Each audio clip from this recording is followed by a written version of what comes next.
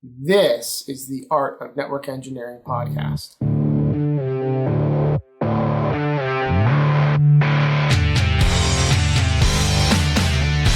this podcast, we'll explore tools, technologies, and talented people.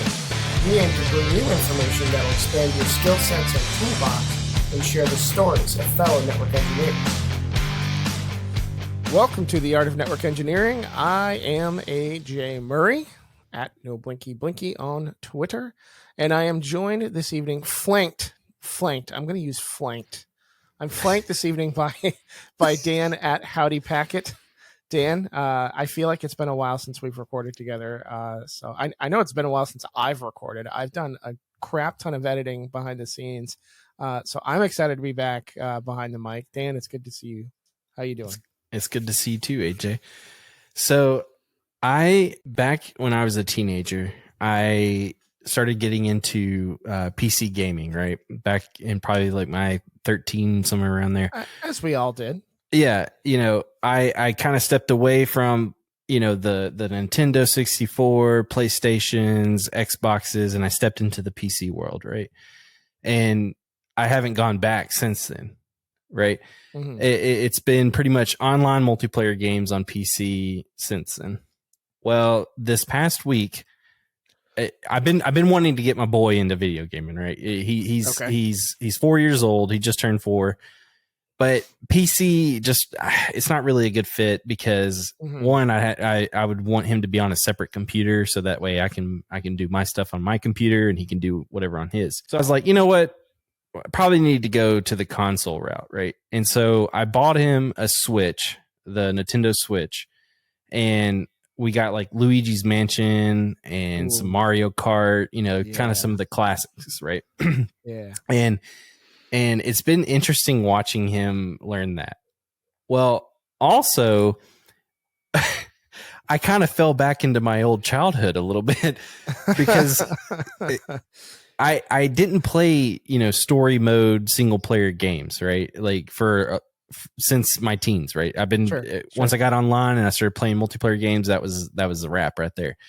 Well, I've been playing the latest Zelda, and it's just crazy because like I'm really enjoying it. There's so much in depth to that story and like the playing of it. Oh man, it's just been a weird I don't know, vibe that I've been having here lately. I've been actually wanting to play single player story mode type game. And I don't know, that was a very long intro of how I'm doing. Wait, hang on. But that's where I'm at right now. You wanted to get your son into playing games with you, and then you started getting single player games and tell him to piss off. Yeah, no. After he goes to bed, then I've been playing a couple of those. Gotcha. So, yeah. Sorry about that. That was a really weird intro. Dude, so Daddy's busy. I saw the new Zelda game is out, and I have yet to pick it up because the last Zelda game that came out, I picked it up, and I was hooked. Like, hard. Like, I played that game hours a day when I should have been like doing anything else. And so I will get it. It just when I'm in a better place in my life, I will get it.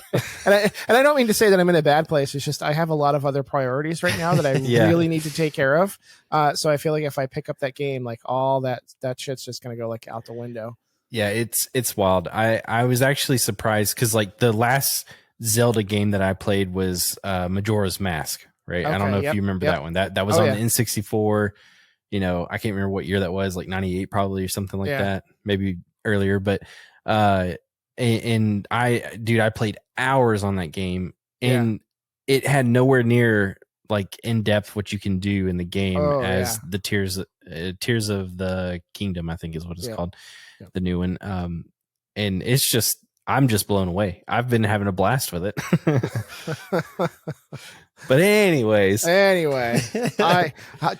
digresses. I was going to say I digress. I didn't digress. I'm the one who digressed.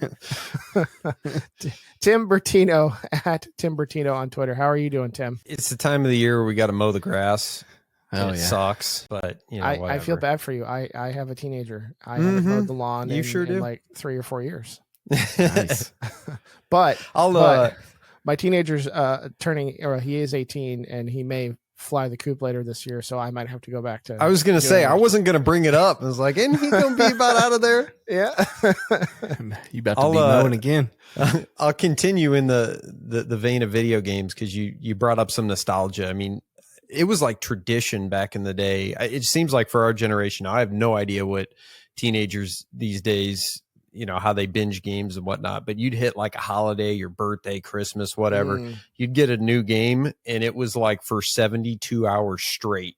Oh yeah. Mm-hmm. You'd get through it and then it'd be on to the next one, or then you'd maybe go back outside, maybe, and do something else. But yeah, I was big. Dan, you brought up the N64. I was big on that, man. GoldenEye, Rogue Squadron of Star Wars was probably one of my favorites. Flying around, and that was Star Fox cool. 64. Oh, man. Star Fox. Yeah, and so you can actually get the online. It's like Nintendo Online account, blah blah something other multiplayer. I don't know, yada yada yada. But you can play Star Fox 64. You can download some old N64 games like GoldenEye. Right? Yeah. Yeah, and you can actually play it on the Switch. So that I actually did that. I started playing Majora's Mask again because I was like, that's my childhood. But yeah, to your point, Tim, it was Christmas of '96.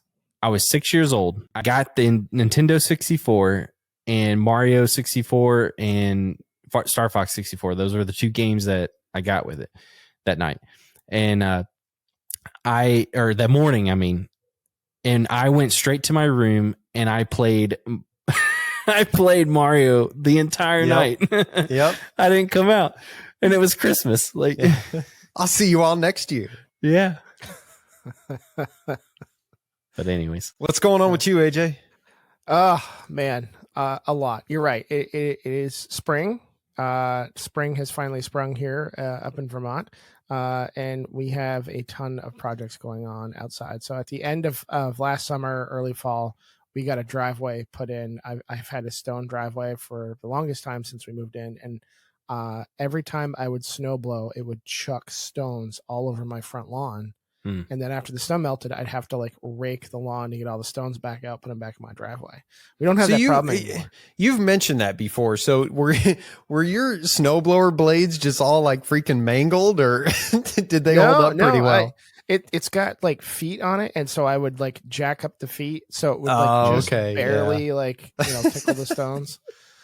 So anyway, we got the driveway put in, but the driveway added some height to the asphalt added some height to our driveway. So we had to get a bunch of dirt to like fill in around it. So I've been trying to cultivate that and grow some grass. Okay. So that's been my project lately. What do y'all grow up in Vermont? Is it because like here we do mostly like fescue and that kind of stuff? I couldn't tell you the variety of grass, Dan. It's just some grass seed that I threw down. And AJ, this is like I put hay on. Hold on. Wow, that reaction from Dan was like, them's is some fighting words you don't know the name of your grass. Look. Okay, there's different types of dads, right? There's you got some that are the barbecue dads, which that's Andy. But you got some yard dads, you got beer dads. I'm not. I prefer to think of myself as like a little bit of everything, right? Okay. I'm the jack of all trades, master of nothing. I don't delve that deep into anything. I don't think. So Dan, are you out there in the white Skechers and the jean shorts? Oh, not yet. I'm getting to that phase. In the the high ankle high socks. Oh yeah, it's gonna happen, right? Okay. Like there's going to be a moment and it's going to be like it's just going to happen overnight, and I'm going to cut the jeans right to where they're going to be jorts. That's what we call them down here. Jorts. Yep. And I definitely want to get the white Skechers or New Balance. And, New Balance. Jeez, I even screwed it up. New Balance. Yeah. See, you already got it figured out, dude. I'm planning. Wait, you said it was going to happen overnight. Did this happen last night? Yeah, it's going to be like a caterpillar. You know how they metamorphosize into like a butterfly. I just got to turn. He's just going to like cocoon himself up there in that upstairs office of his. Yeah, and he's going to emerge one day with jorts and his shoes, tucked in t-shirt. There you of go. course, absolutely. Yeah. It's coming. Oh my gosh. Anyway, lots of stuff going on here around the Murray home. I was telling you guys before we started recording the show, my modem died earlier this week. Got that replaced today. My router died, and I was kind of scrambling because it was in the middle of the workday. It happened to be the one day that my wife decided she was going to work from home. And so instead of running out and buying a new router, I was like, oh, I have a lab here full of gear, and I took one of my ISR 2900s and I repurposed that for my home router. And so, hey, back on. It's on only the air, lab until it's production. That's right. So it's a nice temporary fix until I can figure out what's going on with my other gear. But that's good to hear that a 2900's rocking. What did you say your downloads were? I'll get like 800 or 900 down. That's nice. Yeah, that's good for a lab. Yeah, not bad at all. Especially because it was like a 2901 too, and I really wasn't expecting to get the full speed back. What year was a 2900 released? I mean, that's been a while, right? Yeah, it's been a moment. I want to say those were like 2011. Maybe. I don't remember. Yeah. Really don't remember. But that's not why we're here. Tonight, we are going to dive into the topic of AI and networking.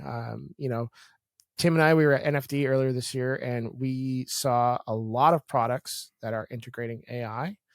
We just returned from Dallas, Texas, where we were at the Juniper Enterprise Analyst and Influencer event.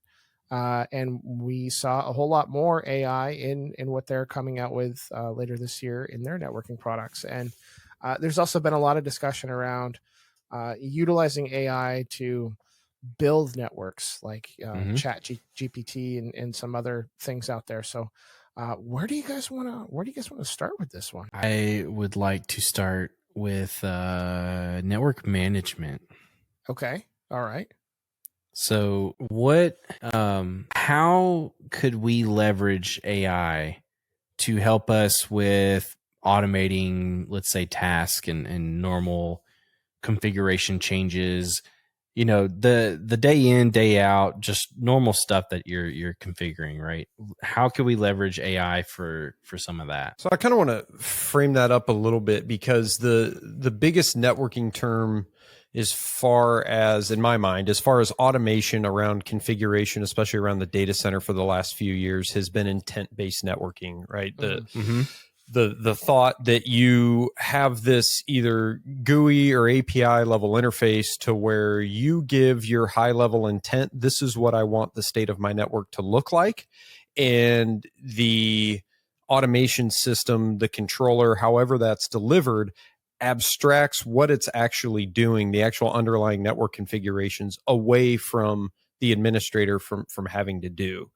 So that's kind of where we've gone in the industry lately. So I don't know if AI is just a spinoff on that, or takes that the next step to where we're leveraging AI to define our intent. I don't know. AJ, what's your thought on that?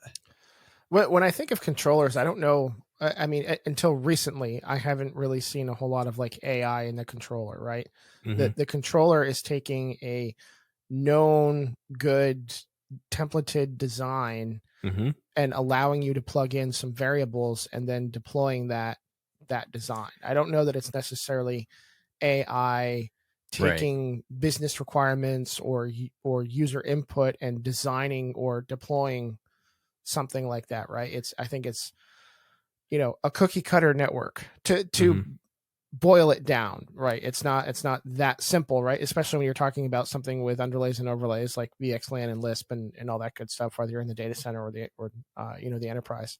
But AI, we saw a lot with the Juniper Mist offering, right? Where if you're having issues, it could analyze, detect, and propose potential solutions. It wouldn't implement the solution without an operator selecting the proposed solution or approving the solution get pushed.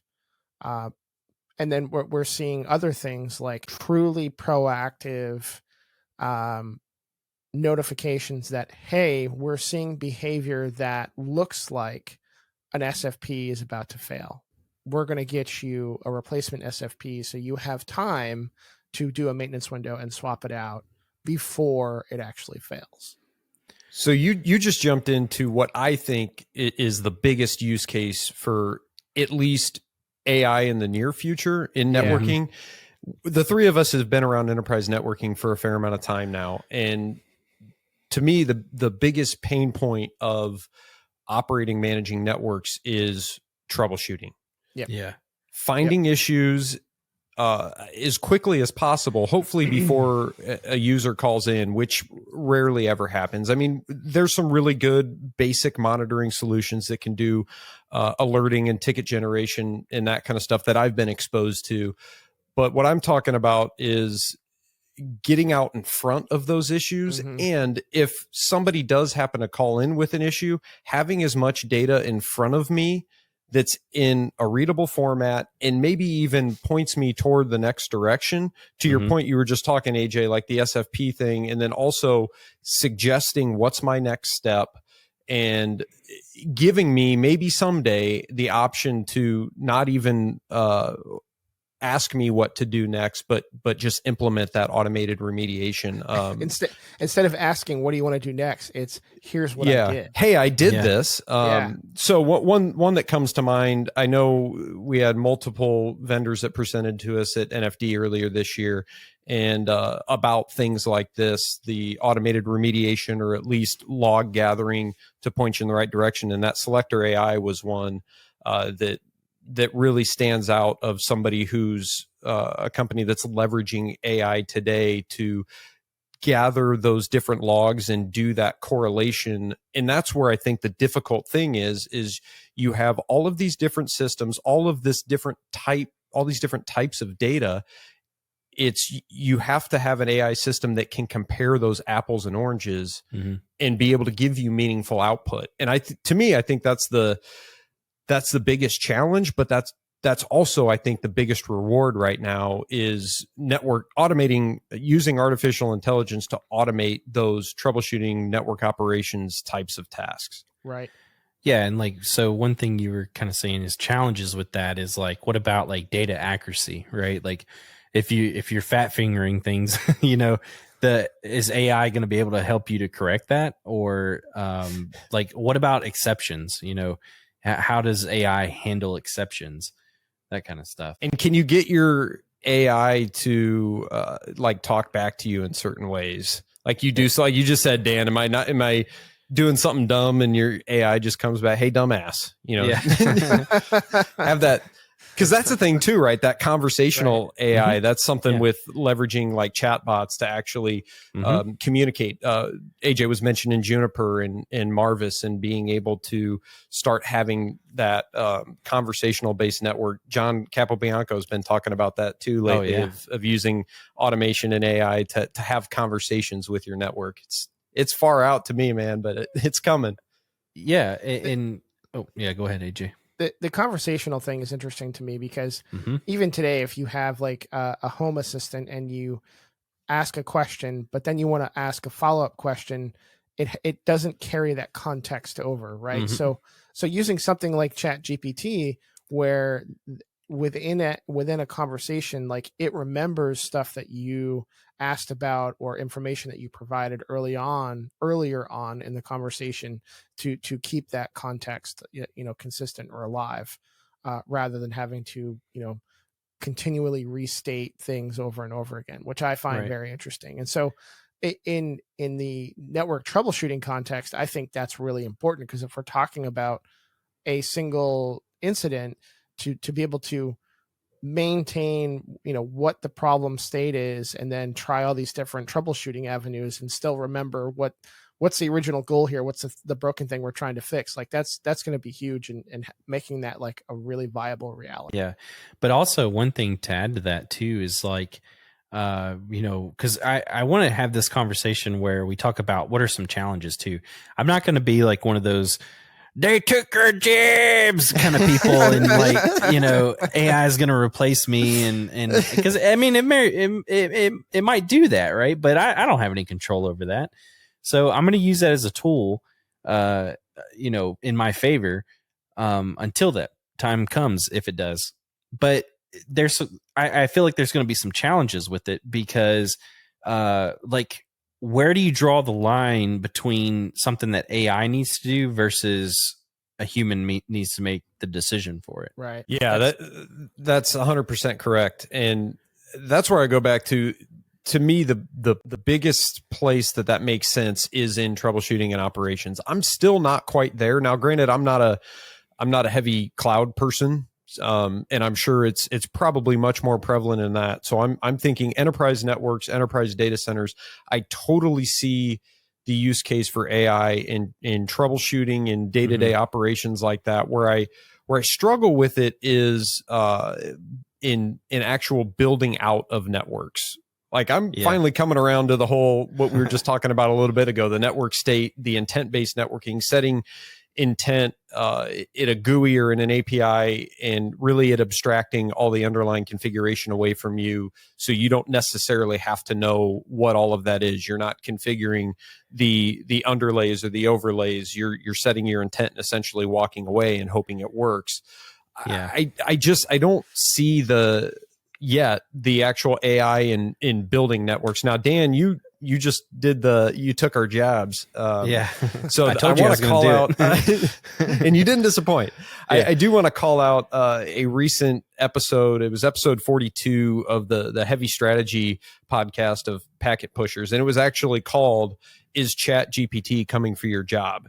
And in the description, it was great. In the description, it's short answer is yes, long answer is long. Chat GPT is useful for demonstrating potential and getting more funding for AI. And then it posed a question of how can it partner with humans to increase productivity and improve technology experiences? And that's exactly the question you were posing, Dan. Yeah. Well, and one thing I want to kind of go back on that you were just talking about is how do we leverage AI in intent-based networking? Because I'm right there with you. I'm struggling to understand if we have a template that to build out, a data center. I get the automation side of it, right? But that's not AI, right? Right. That's where AI. I'm at with it. Yeah, I'm giving it a template, and then it's going in configuring that template to make the network configured as intended, right?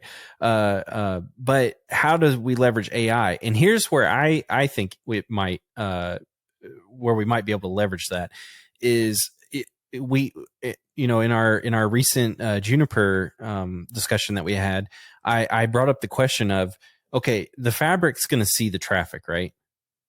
I mean, it has to. So if it knows that application A is trying to talk to application B, what if there was a way for AI to be like, hey, we noticed that this application is trying to talk to this application. Do you want to allow that policy?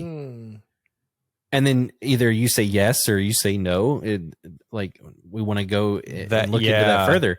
I feel like that could be a use case for AI in a template type network. So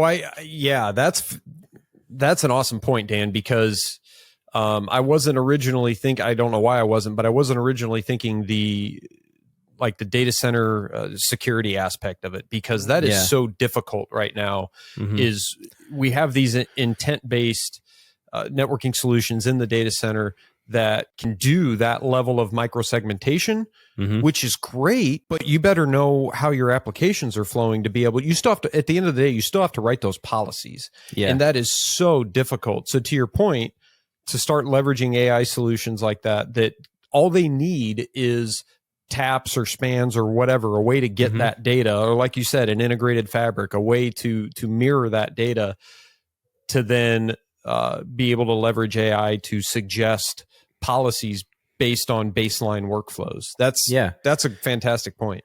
Because even though it's intent based, like kind of to my point in the Juniper episode, I don't think everybody knows what their actual intent is, right? Like it's a learning phase to some extent. Yeah, I don't know what the hell I'm doing. Yeah, me neither. I mean, nah. I don't know what I mean until it works, and then that's what I meant to do. I think if we're talking about like AI, potentially replacing jobs, I'm thinking about the analyst, the security analyst, like any sort of network analyst, like people who have to pour through logs and make heads or tails of, what's something worth chasing down versus, oh, that's normal kind of thing. Like that Yeah. to me seems like something you could train an AI to look at traffic and then notify me like when you see something that's truly anomalous, right? Like when there's actually a problem. Yeah. Yeah, that's a good point. The whole leveraging AI in the seam, the actual security log aggregation and in correlation. Yeah, definitely. That could be very beneficial there.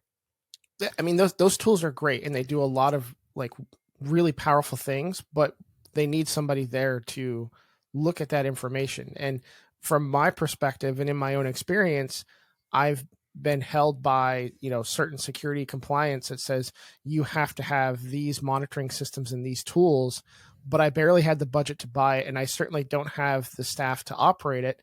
And so it just became this tool that, yeah, sure, I have a syslog collector, but I don't have somebody that can stare at that thing all day. And we only ever touch it when we're doing a troubleshooting, adventure. Yeah.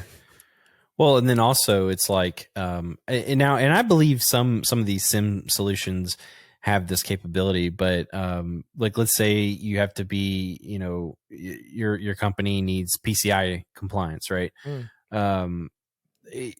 If you had an AI that was, crawling the logs and all that, and they're like, hey, this whatever just happened here is not normally PCI compliance. Do you want to do something about it? I don't know if there's any systems out there that can do that specifically.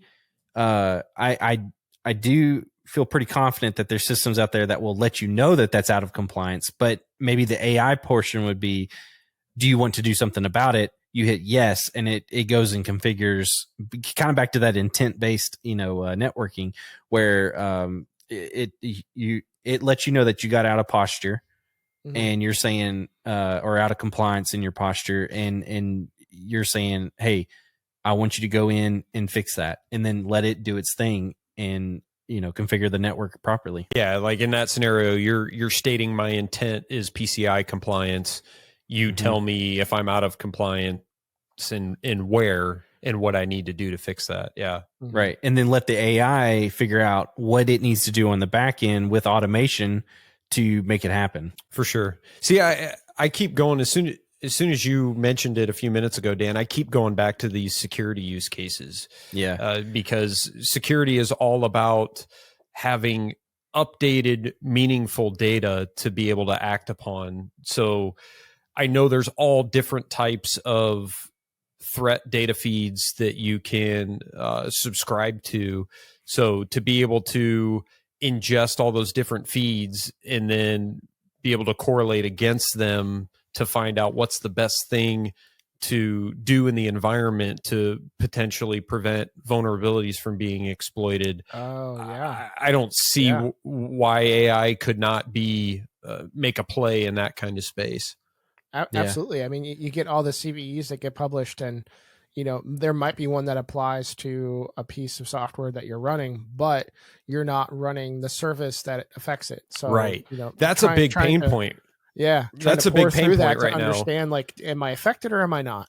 Right, because I mean, any vendor will publish the vulnerabilities based off of CVE, but a lot of times it's going to be, you'll get it, it'll show the affected version, and then you have to read through to decide, because they'll show you in the fine print, okay, yes, it's this version, but you're only affected if you're running this feature and have it configured in this specific way.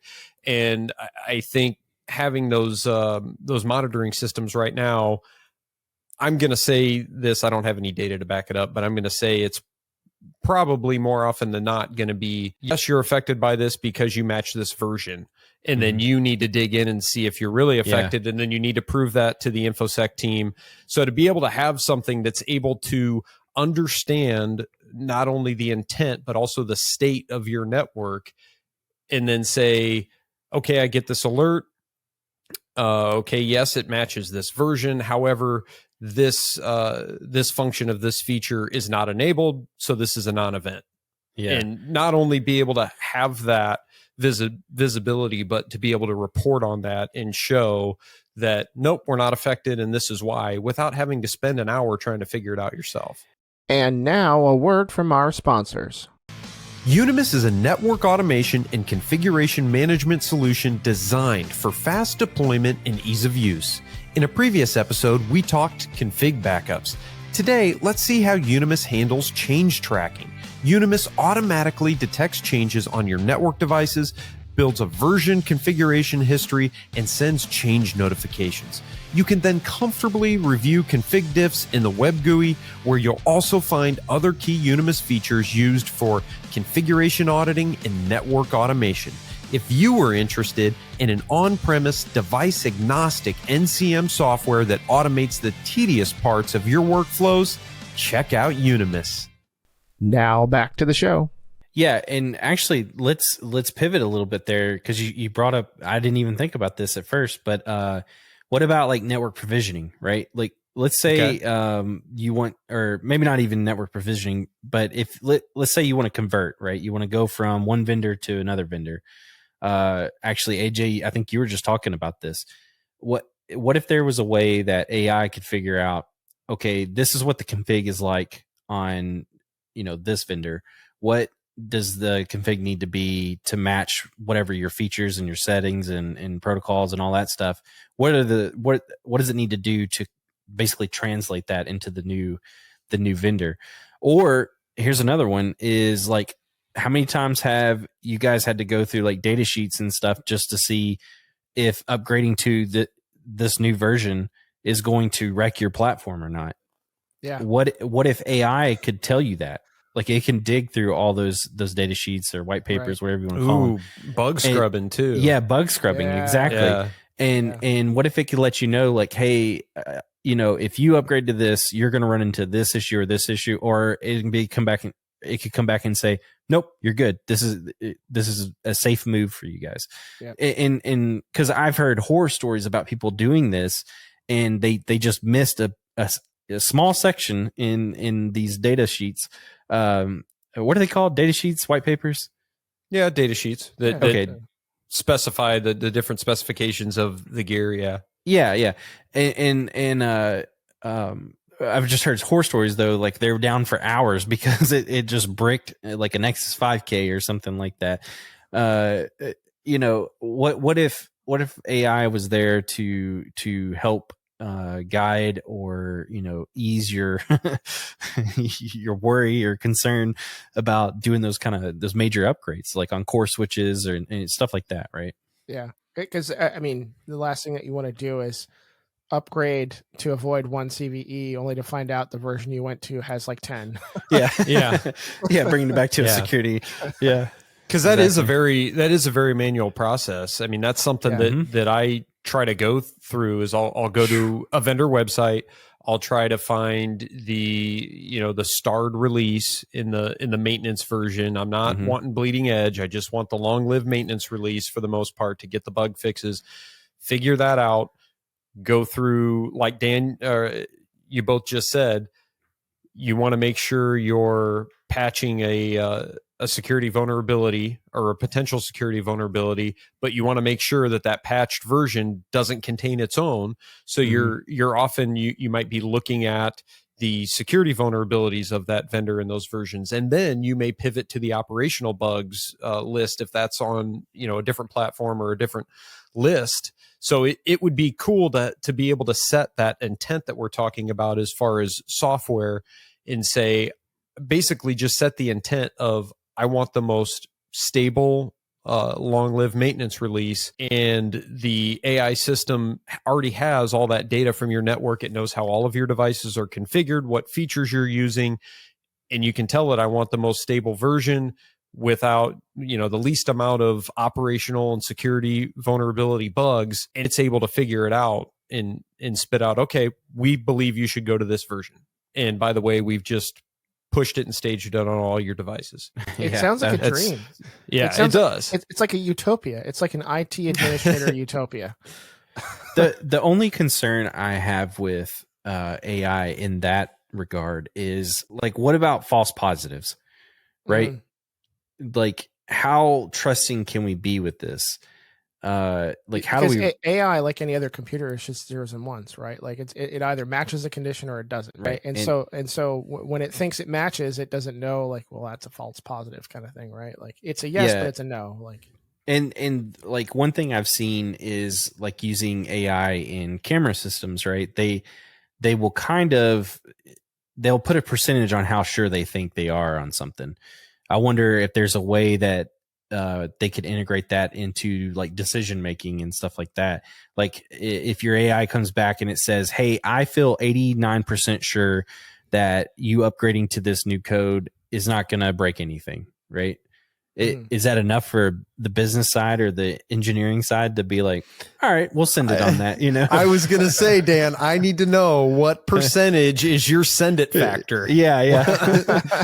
And see, I would want to train my AI to be like, look, like Dan, do you want me to full send or do you mean just kind of send it? Kind of send, yeah. 45% certainty, close enough. Yeah.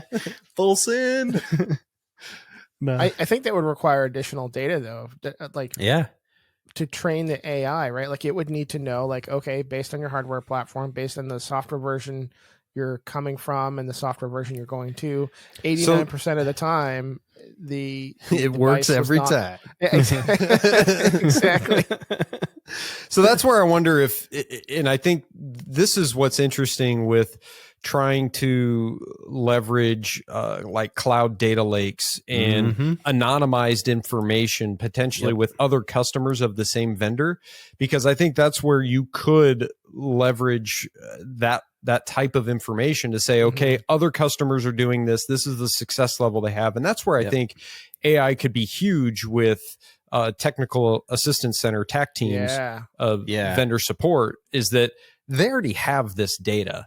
Oh, yeah. And they're already able to parse it and go through it and try to find, how many times has this happened to other customers and how did we fix it?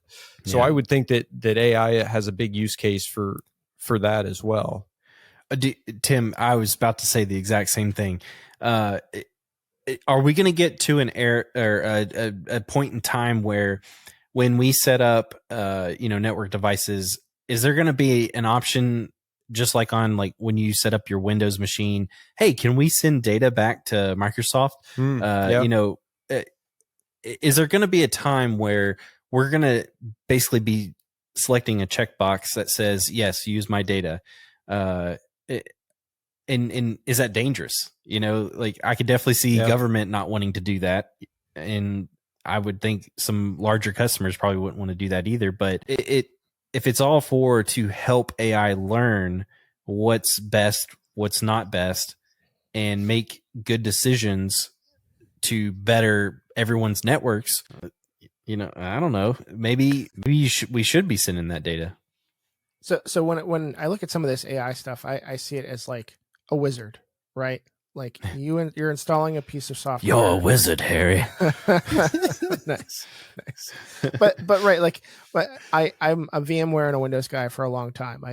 And a long time ago, when you wanted to stand up something, you had to like install Windows first, patch Windows, put on, your AV and all that good stuff. And then you got to the application and you put in the application and you configure the application and you configure the, Windows firewall or third-party AV software / firewall that you're putting on there to allow that communication to happen.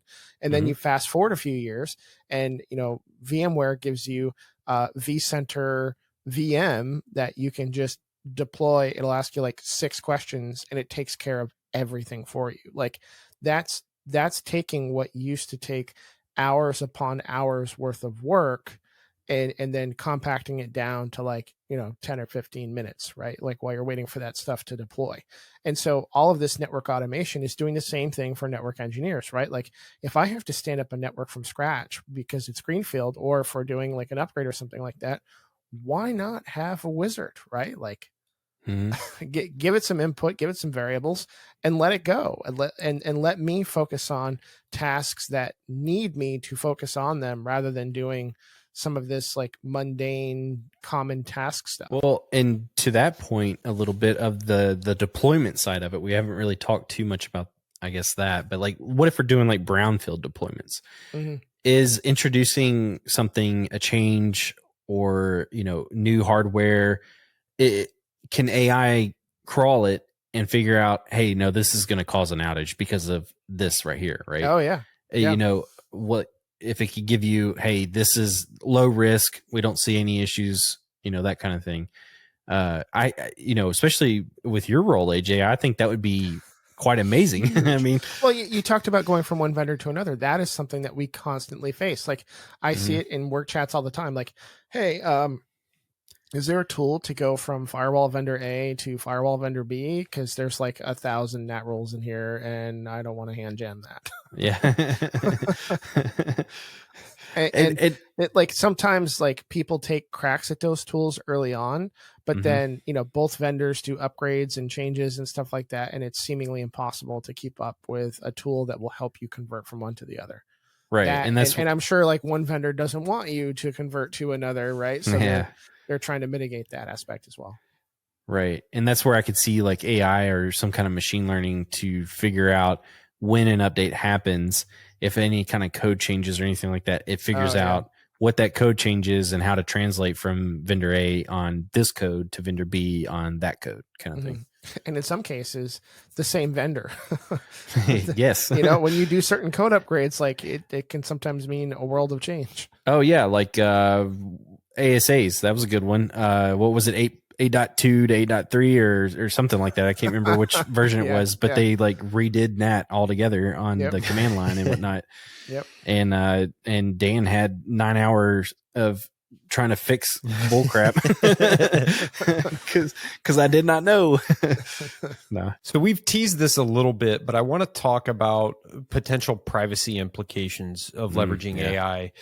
So we talked about how it would be great to leverage these large data lakes of public information, of course, anonymized. But do you think we'd ever get to the point where we can leverage those public data lakes for AI? And one of the things I want to bring up is there was a recent article is Chat GPT has been all the rage of employees at a large company that were pasting proprietary code into Chat GPT to try to get suggestions or whatever. I'm not 100% sure on the intent, but that's obviously a intellectual property and a privacy issue. So how do where do we even start with that, leveraging AI in the enterprise?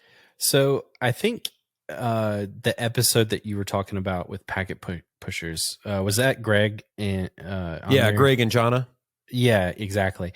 So I listened to that episode and I thought it was really good. They brought up a really good point about how you ingest your company's data into your own Chat GPT, right? And pull information out of that. And I thought they made really good points with that. And so I feel like that's kind of the only way we can go with this, right? Like, because if you put your data out there, I mean, it's going to learn that. And then, so what's stopping someone from being like, okay, let's say a bunch of NASA developers put a bunch of their proprietary code out there. Well, what's stopping me from saying, what is NASA doing? You know, and then it telling me that. No, exactly. Yeah. That's a huge privacy issue. And I do think that having some sort of private type AI solutions is going to have to be the future. Yeah. The only question I have around that is, and maybe this isn't a problem for most organizations, but the main question I have about that is, at that point, you're leveraging your own private AI solution with your own private data, and you only have your own data. Yeah. And maybe for certain companies, that's fine. All you need is your own data, and you need to be able to learn from it to be able to automate certain things. But I'm still going back to like security use cases, and that you need data from other entities. But I guess a lot of that is either public information already through certain organizations, or you're paying subscription fees to get access to that data. So maybe it's not as big of a deal. But yeah, I think you have to have a way to run at least your own private instance, so you don't have to worry as much about that loss of intellectual property. Do you think that there's a scenario where, yes, you have a private instance, but it's still connected to the public instance? So it's ingesting the questions and the data that you're giving it, and then it's using the public to go reference and look for potential answers, but not putting your intellectual property out into that pool as well. Like a one-way street kind of thing. Yeah. Wait, are you trying to say that it's going to do NAT of some type? Yeah, I was trying to equate it to a networking term. Yeah. No, I think that's a good question. Like, what kind of data are we talking about, right? Like, if you're uploading your code, if your code has anything that mentions your company name, is there a way for it to take that out, remove that, to where it's getting more about the code and not who the code is for exactly? You put I got a new business. Like sanitizes it before it. I got a new business venture, fellas. We can get in. We can get into. We can be a DLP provider for AI solutions, man. Yeah, I mean that's what it is. It's data loss prevention for leveraging public data for AI. Wow. Yeah. So the sky's the limit, really. I mean, I don't know. That's why I'm kind of torn on this topic specifically, because a part of me is like, I want to send certain type of data, but obviously you don't want to send out your company's like bread and butter data, right? Like, I don't know. It's a difficult subject in a sense. Now, when I signed up for ChatGPT, and mind you, like I only did it just today, right? Because I know myself, and I was worried about like what's going to happen if I start using this thing, right? Like, am I going to get just like too hooked? And it's not that like I'm not looking for ways to cut corners. It's just like it's very interesting technology, right? And it's like the gaming that we talked about at the beginning of the episode, right? I could totally see myself just getting kind of hooked on just playing with this thing and seeing how it works. But what I saw when I signed up for it was like, our analysts will sometimes look at this stuff to help train the AI, so don't put anything personal in there. So it wasn't necessarily from a standpoint of don't put personal information here because it's going to be added to the pool of knowledge that the AI reaches into. It's just some actual human might see this at some point, maybe, and you don't want that potential human seeing your personal stuff, information, whatever. So does ChatGPT take the information you give it and then remember it and maybe provide that as a response to somebody else? See, I don't know. I mean, it obviously remembers what you say to it to give back feedback to you, right? The context, yeah. Yeah, right. But that's a good question, and I don't know.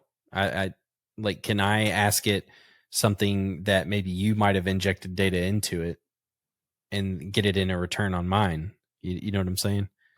Yeah, right. Like if you tell it something personal, can I go to ChatGPT and say, "Hey, tell me that super personal thing about Dan Richards"? Yeah, exactly. Like this just took stalking to another level. Yeah. Huh? Ooh. It's going to tell you something about a toll booth. I'll tell you that right now. Oh my God. Dan don't know how to drive. No. So I see two, just to kind of as we're recapping what we're talking about, I'm seeing two really big challenges, and it's the potential privacy implications that we've talked about, and really trust in data, because to me, an AI solution is only as good as the data it has to analyze and make decisions. So you really have to trust what data inputs that AI system's getting. And I don't have any answers around that on how you do that, how you sanitize data, how you make sure that you're ingesting what you need to, and I don't even want to get into the next frontier of potential malicious code and input validation on AI systems, and that's a whole nother can of worms that is just crazy. But to me, those are the two big challenges with leveraging AI solutions in networking and in just business in general. What do you guys think? Yeah, I agree. I mean, when I think about AI and the uses that I've seen, like using it as data lakes to help you troubleshoot something, I think is the most prevalent use case, and maybe even for the foreseeable future, right? Like the short term, because when I was playing around with it earlier, I was just asking it to build some simple configs using like security best practices. And was it right? Yeah, but it was missing some really key information. And it took the parameters that I gave it. And like for example, like I said, build me a switch configuration, and on the trunk ports use native VLAN, whatever, and security best practices and all that. And it split the switch in half. Now, first of all, I didn't say it was a 48 port switch, but ports like 25 through 48 were all trunk ports. It's like, well, all right, yeah. I don't know. But that's where it's nice that you can go back and you can correct that, right? Like, sure. Like you could say, hey, by the way, 25 to 48, whatever you said, I don't want those trunked. And it'll be like, okay, give me a minute. And then it spits it back out to okay. Yeah. the way. I mean, now, like I said, I just signed up today, and yeah, this was the extent of playing with it. Now, I did do some things like, give me some prompts for writing blog articles, and there's some great stuff. You might see some new content coming from my blog at some point here. but I don't know if Chat GPT is the tool that's going to help me write configs right as I go to do deployments. But I only just started playing with it, and I don't know if I want to do that, right? Like I've seen some mistakes in trying to go through and decode and tune and engineer my inputs to always give back the right inputs. I think it's just going to take too long to fine tune. I don't know if that use case is the best use case for something like ChatGPT. I think it's a great tool though. That was another big point in this heavy strategy podcast episode about is ChatGPT coming for your job, is that it really seems like ChatGPT is the reason they're making a big push for this, is to show people the power behind these types of technologies. Not necessarily that ChatGPT is going to be the end all be all. It's really just the tip of the iceberg in what is available and out there, and what we'll be able to see potentially in the future. Yeah, it's exciting and a little bit scary. Oh, I think it's more than a little bit scary. Okay, because what I forget, there was like some company that was saying they were seeing the AI do stuff that nobody told it to do. Yeah, I think they made a movie about that. So I want to pivot a little bit. What about like network optimization? What are some ways we think AI could help with that? One thing, well, haven't we seen that with Juniper and Mist, right? Like, hey, look at my network and see the types of problems I'm having, and make some recommendations on how I can fine tune or make things better. I mean, I think that you see a lot of that with like wireless and DNA Center, and I think we saw some good use cases for that with the Juniper Mist product. Gotcha. Yeah, like I think one thing bottlenecks and whatnot. That's just what I was going to say, Dan. I think one thing that there could be a major use case for AI, and I know there's solutions that are out there that are doing similar things already, is potentially leveraging AI as a capacity planning tool to be able to help tell me, hey, similar to the SFP use case that we brought up earlier, based on the data that we're seeing from this SFP off of this port and this switch, we think it's due for failure in X amount of time. Yeah. Similar to that. Yeah. To be able to capacity plan. Hey, we're seeing it's ingesting all this data. We're seeing your network grow in these parts of the network. We think you'll be at 95% utilization of this link in X amount of months. You may want to do something about it. Like, hey, you need to start a project of figuring out how to fix this. Exactly. In exactly 3 months. Yeah. And by the way, here's some switches you may want to buy. Right. No, and like, my favorite thing is when something does break, our management wants us to do a kind of like a root cause analysis, right? And I absolutely love those. It's just the joy of my working career is doing a root cause analysis on why something messed up. I could see where AI could help in that, right? Yeah. Yeah, for Kind of sure. like to your point of, if that SFP failed, it could say, look, this is why it failed. The thing is 12 years old. Move on, guys. Yeah, you move on. You need to just it's a $200, piece of gear. Get a new one. And I think it all goes back to, and I harp on this all the time, that IT departments are seen often as cost centers, and that they're really just there keeping the lights on.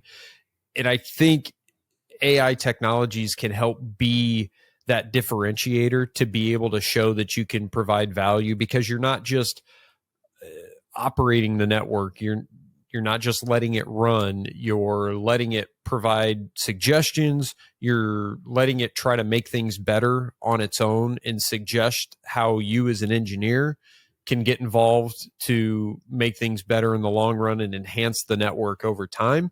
That's where I see AI as far as building networks, and not just the operational, hey, you may have problems here and there, but actually building and enhancing. That's where I could see AI being helpful in the future, is doing that capacity planning and saying, hey, giving ideas for optimization and where you can enhance the network. Yeah. And then, we talked about this at the Juniper thing, but like, what about self-healing, right? Yeah. Being able to make automated changes. And that's back to that trust, right? You got to make sure that you trust your AI system to accurately define something as a problem, one, and then accurately implement the solution without a human being consulted. Now, personally, I think, for general adoption, I think we're a little ways away from that, but I don't see that not happening down the road. I want to get to a point where, if let's say that SFP was going to fail, right? We kind of keep using that as an example here. Yep. I want AI to be able to go on Amazon, order a new SFP, deliver it to my door, and then I can go install it. I thought you were going to take it a step further, and you want the switches to have like an eject button, a little, it spits out the SFP. And, I think that's a lot closer than you think, Dan. I mean, based on conversations we saw, particularly at NFD earlier this year, to proactively let you know, like, hey, based on the performance that we're seeing, this has like the signature of this is going to fail. We're going to send you a new one. Like, that's, I think, within the next few years, that's definitely going to be part of, like, your next service contract. Yeah. And that's what you want, right? You don't want your customers to have to open up tickets. I mean, that's a win-win for these vendors, right? Because then if there's automation solutions that are doing that, for instance, leveraging AI, then not only is that a value to the customer in that they didn't have to see that we have a problem and report to the vendor that we have a problem, but that's also taking less time from the TAC team at the vendor to take the call from the person or respond to the online ticket, process the RMA. Well, first troubleshoot and make sure that it really is, because you always get that, right? Hey, I've got a bad power supply. I got a bad SFP, whatever. You typically got to go through the steps with the person. Hey, did you check this? Did you check that? Did you check the third thing? It could potentially, to your point, AJ, take all of that away. Oh, yeah. And you come into work and there's your SFP sitting on your desk and you just need to go swap it. Yeah. I've seen like this proactive stuff before. One thing that comes to mind is like data storage, right? Like hundreds of drives, you're going to have failures. And they would always say proactive, right? Like, the drive failed, we open a ticket, we're sending you the RMA, right? Like, but now we're talking about notifying me before a potential failure. And I think that's like a whole that's actually proactive. Like there's like automatically reactive versus proactive. Yeah. Yeah. There's not a problem now, but we're seeing indicators where there could be. And that's where I think we can leverage, Dan, you brought it up earlier with the Windows example, in you can opt in to send anonymized data of your what Windows sees as being your user experience. If we have something like that in network operations, to where you can tap into unknowingly, the system's just doing it for you, you can tap into those data lakes of other customers that are experiencing those similar problems, that it's not just your own data. The vendors are able to ingest all of that and make decisions based off of that. And now all of a sudden you have indicators of potential issues from all the different, or most of the different customers that vendor has. That makes life better for everybody in the end, as long as it's, done safely and securely, of course. Yeah. And that's where I feel like if there's any company out there that has any form of a security team, like, that ain't gonna happen. Like I just don't see him wanting to allow that. Me personally, it's like, whatever. If it's secure, then why not feed that data out there to help everyone, essentially. Right. And AJ's right. We're already there in some cases, or very close. I mean, we were seeing stories about that at NFD, and talking about it at that Juniper event too. I mean, this is very top of mind for a lot of these vendors, and it's nice to see that they're looking that way, they're working toward that way, and things are actively starting to get better.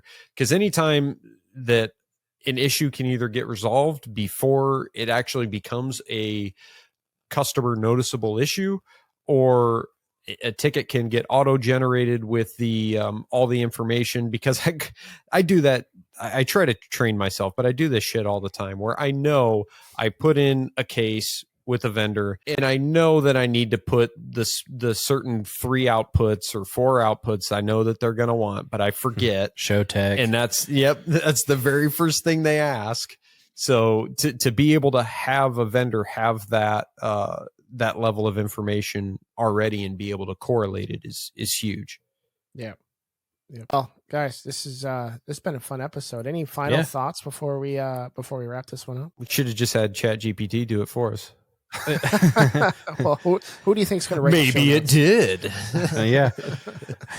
Who's to say it didn't? Also, I wanted to throw this one joke in, but back when we were talking about more of like the ethical, that kind of stuff, and security and whatnot. What if the network sees a user? Let's just say his name's Jim. Okay. Jim is putting in tickets saying that, hey, the network sucks. I'm having a horrible experience here. What if AI sees that and it takes offense to it? And it's like, you know what, Jim, you're going to get the absolute worst experience now. And it starts picking on users. Like, could it ever get there? You had a bad experience before. You just win. Yeah. It turns like into the grumpy dad wearing the jorts and the mowing shoes. Every time that Jim tries to open a ticket now, if for whatever reason it just sends him to YouTube to Rick Rolled, Nice. Well, this has been a fun conversation. I would love to hear from you, our audience, on what you think the future of AI and networking is. Let us know in the comments if you're watching this on YouTube, or if you're listening to it on the podcast. Jump on Twitter, Mastodon, or whatever social network's hot these days, and let us know. We'd love to continue this conversation. If you haven't yet, please check out our latest podcast, Cables to Clouds. You can join Tim, Chris, and Alex. Say it again. We'll cut it out. Sorry, Alex. You can join Tim, Chris, and Alex every other week, every off week from the A1 show on their new podcast, Cables to Clouds, where they talk about all things cloud networking, and it's a fun show, another fun show. And as always, if you're enjoying what you're listening to, please share this with another network engineer, and help the show get more ears.